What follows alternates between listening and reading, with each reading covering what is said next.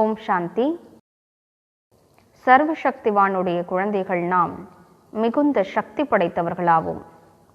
யார் பாபாவுக்கு நெருக்கமானவர்களோ, சுயமரியாதை பயிற்சி செய்யக்கூடியவர்களோ அவர்கள் அதிகமான சக்தி படைத்தவர்களாவார்கள்.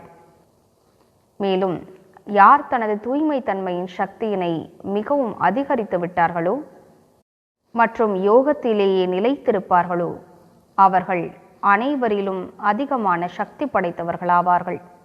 அவர்களது சக்திகளின் அதிர்வலைகளால் இவ்வுலகிலிருந்து மாயையின் கிருமிகள் அழிந்து விடுகின்றன. நமது சக்திகளை கண்டறிவோம்.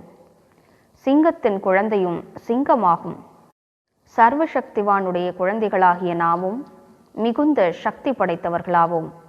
நமது சக்திகளின் நினைவில் இருக்கும் போது இவ்வுலகின் பெரியதிலும் பெரிய விஷயம் கூட நமக்கு விளையாட்டை போன்ற அனுபவமாகும். ஒரு கதையை நினைவு செய்வோம். இது பலரும் கேட்டிராத கதை. சங்கராச்சாரியர் அவர்கள் தனது 8 வயதிலேயே சந்நியாசம் மேற்கொண்டார். சிறிய குழந்தையாகிய அவர் தனது குருவின் முன்னிலையில் சென்று அமர்ந்து விட்டார். குருவோ ஆழ்ந்த தவத்தில் மூழ்கியிருந்தார். 3 நாட்கள் கழிந்த பின்பு கண்களை திறந்தார். குழந்தை சங்கராச்சாரியரை தனது அருகே அழைத்து அவரது தலை மீது கரம் வைத்து தனது சித்திகளை அவருக்கு வழங்கிவிட்டார். அவருக்கு ஆகாயத்தில் நடப்பது, நீரில் நடப்பது, சிறிய உருவத்தை பெரிதாக்கிக் கொள்வது, பெரிய உருவத்தை சிறிதாக்கிக் கொள்வது, பிறரது உடலில் பிரவேசிப்பது, பிறரது மனதின் விஷயங்களை அறிந்து கொள்வது, தொலைநோக்கு பார்வை, இப்படிப்பட்ட சித்திகளெல்லாம் அவருக்கு கிடைக்க பெற்றன. நாம் சிந்திக்க வேண்டிய விஷயம் என்னவென்றால், ஒரு மனிதனின் தலை அவரது மனித குரு கரம் வைத்ததனால் அவர் எத்தனை சக்தி நிறைந்தவராக ஆகிவிட்டார்.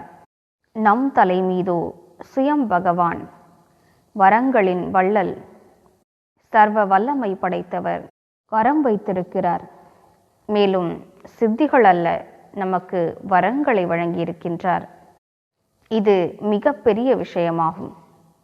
பாபாவின் வரமளிக்கும் கரம் என் தலை மீது இருக்கின்றது என்று நன்றாக அனுபவம் செய்து பார்ப்போம்.